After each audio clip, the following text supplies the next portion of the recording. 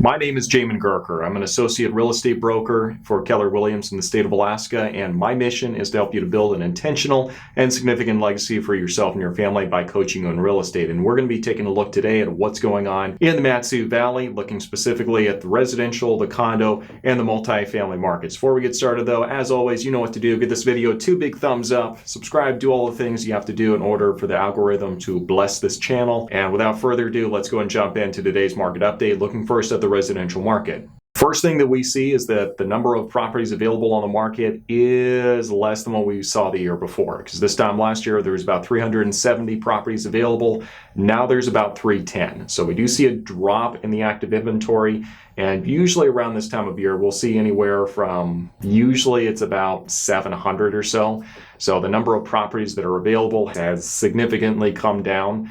And it's actually the first time this year we actually saw less properties available on the market than what we saw the year before. Because the year before, let's see, for the month of April, went from about 285 and went up to about 295. Not a big difference, but it's something. And for the month of March, it went from about 220 to about 280, and it went from about 203 to 280 in February, and 220 to 298 in January. So for the first time, we're actually seeing the number of properties available come down from what we saw the year before, and that's coming to about half of what we usually have around this time of year. Now, the next thing we see is that the number of properties that have actually sold went from about 190 in May of last year to about 150 this year. Not surprisingly, if you have such a downtick in inventory just across the board for so many years, it's going to catch up with you eventually. And obviously, interest rates are putting a bit of a damper on the number of properties that are closing at the moment. So yes, number of properties sold is coming down. Now, the average sold price, this is interesting, for the month of May went from about $420 back in 2000 of last year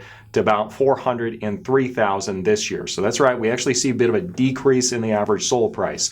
So what's going on here? We are in fact seeing that, there's less inventory available and we're seeing a decrease at the same time. Really what that is we just see the effects of properties going under contract and then closing, because usually it's going to take about 2 months for properties that go under contract to actually close. And this really is the hot time of the year where everyone's trying to get into a house as soon as possible. And we really do feel the heat really from April to May.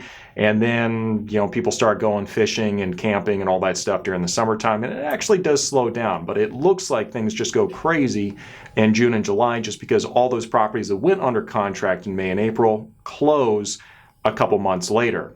So that's really what we're seeing here. I expect we're probably going to see a big uptick in the average sold price for the residential market, really looking at June and July. Once those stats do come out, I could be wrong. That's really what I'm anticipating though. And really what we're seeing is that there's still about a 1.5 increase for the average sold price across the entire board because, let me pull this up here for you. Looking just across the board year to date, it went from about 382,000 this time last year to date to about 387,000 this year.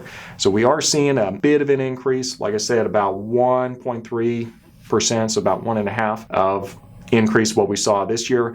But that's before we get into the lion's share of when everything is bought and sold, which we're putting it under contract now and it's going to close around June and July. So that's kind of what I'm expecting as we move forward. It's a theory, could be wrong. That's really what I'm expecting though.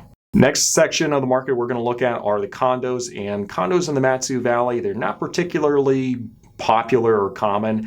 Reason for that is that, people don't move to the MatSu Valley to live in condos. That's just really not the thing you do out here. People move to the MatSu Valley because they don't want anyone to tell them what to do. They want a little bit of privacy. They want some space.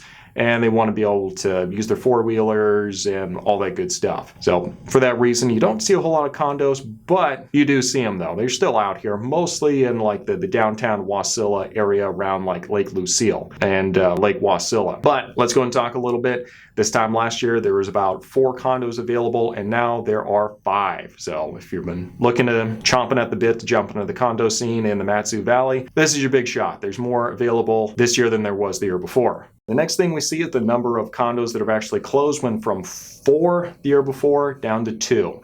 So we're seeing that there's obviously a bit of a dip, and not surprisingly, really all things considered, because the couple months previous to when these properties would have gone under contract are a little sparse as far as the condos that are available. Next thing we see is that the average sold price went from about $173,000 to about $220,000. And I'm not going to get too much into the average sold price on condos just because the sample size is so small. I can say that just really across the board, we are seeing an increase in the average sold price.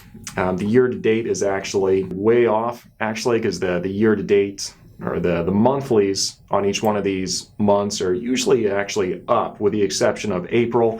But you really do get these weird fluctuations that happen when you have such a small sample size, so it's really hard to extrapolate any conclusions off the sparse data that we do have.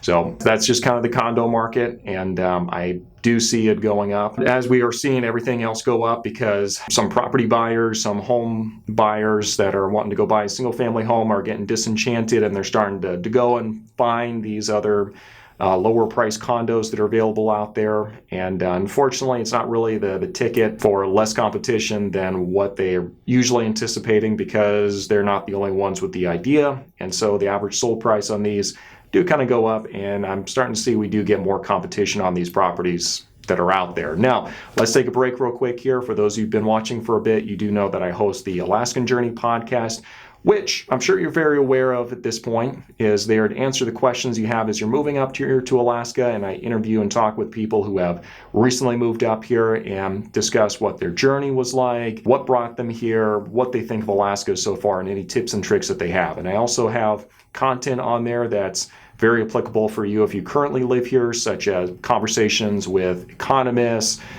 property managers, blenders, all the people that you might want to hear from about what's going on in the scene here just in general, and also just the real estate market as well. Now, so go check that out. Link for that is in the description section down below. And yeah, let's jump into the rest of the market update, looking at what's going on in the multifamily. Now, multifamily in the MatSu Valley is really the interesting thing for me this month, because it went from about 19 properties were available this time last year to 37 this year. And that's that looks like a huge increase. Really, for the previous years, we see we're actually closer to about 50 or 60 properties on the market around this time of year. But we are seeing a sizable increase from what we saw the year before for multifamily.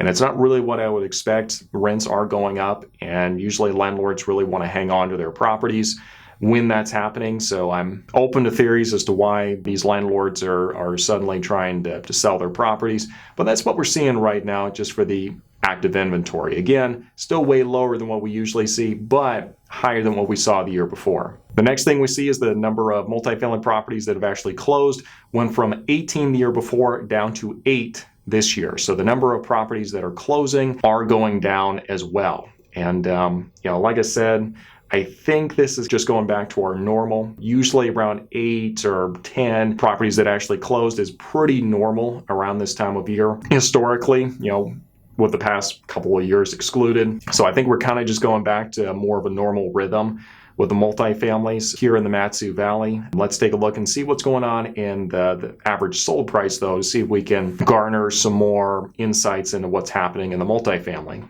Last but not least, we see the average sold price went from about $509 this time last year to about $566 this year. And that's pretty representative of really what we've seen for the entire multifamily market. The average sold price has been going up. It's actually gone up by nearly 14% year to date compared to this time last year to this time this year. So the average sold price for multifamily properties has been going up, even though the inventory has been going up and there's more options, and the interest rates are going up too. So I see some contradictions in the multifamily market. I suspect that we're probably going to continue to see that average sold price going up. The number of properties that are available are going up, but they're really just kind of going back into what is in line for the average. And the number of properties that have actually sold is also kind of back in line with what we would see for the average. It's just there's less properties available than what we would usually have. It's higher than what we saw the year before, but that was probably the low water mark of what we would expect. So I'm definitely watching the multifamily market. That's the section that we're seeing the most appreciation in. But let's go ahead and give you a summary real quick. If you are a buyer, how I'm reading this market right now on the residential side. I know you guys are probably tired of hearing this, but this is probably going to be the best opportunity to jump in. If we wait, which I know some people are saying, well, let's just wait till interest rates go back down. I wouldn't necessarily recommend that because there's a shortage because the interest rates were low before and all these sellers went and refinanced their properties or they bought something new. And what that means is that now that they're in a house, they're not really wanting to go anywhere, until the interest rates come down or until they absolutely have to. So for that reason, we have this shortage. And unless it comes down significantly, you're probably just not going to smoke them out anytime soon. Conversely, if the interest rates suddenly do come way down, then you're going to have a lot of buyers who are kind of on the fence and thinking about it. They're going to suddenly jump back into the mix. And so even if the interest rates do come down, you're still going to have a ton of competition. So the best thing I can say right now, get something under contract. If interest rates do come down, then adjust your interest rate by refinancing and enjoy the appreciation going up. I know that's easier said than done. Believe me, I get it. It's a chore right now getting something under contract depending on what price range that you're in. Best thing I can say for buyers, stay in lockstep with your realtor. Reach out to me if you'd like to chat on how I'm getting a lot of buyers under contract. We can talk about that. But also, just understand this is a battle of attrition. Okay, a lot of buyers are going to give up in a couple weeks here to a month. And there's usually about a lull around that June and July timeframe where all the buyers have given up. And they're like, oh, I'm just going to rent for another year. Let's wait and see what happens next year. And it comes back to bite them because the dragon is still there next year. And as a matter of fact, the dragon's only gotten bigger and stronger during that time. And that's kind of what I expect is going to happen. What we're theorizing is probably going to happen because the shortage is probably not going to go away anytime soon. But yeah, you're going to have more competition if the interest rates do come down as you just have more buyers jumping in. And that's not what anybody wants to hear, but luckily a lot of other buyers are going to be quitting. So if you're feeling like quitting, this is exactly the time and the reason that you should push really hard because everyone else is thinking about doing the same thing. If you're a seller, good market to be in. It's not the same one that we had a couple of years ago where just anything with 4 walls and a roof sold. So you do have to make sure that things look good, it's staged, and marketing is on point. But it's still a great market to be in. If you'd like to help with this housing shortage, then feel free to reach out to me. Let's chat a little bit and see how I can help you. If you're an investor, make sure your numbers actually pencil out and make sure you find the properties that are under rented or are just not being used to their highest and best use as far as the zoning goes. But this has been your market update for the MatSu Valley. Make sure you reach out to me if you have any questions. Thanks for watching, and I'll see you next time.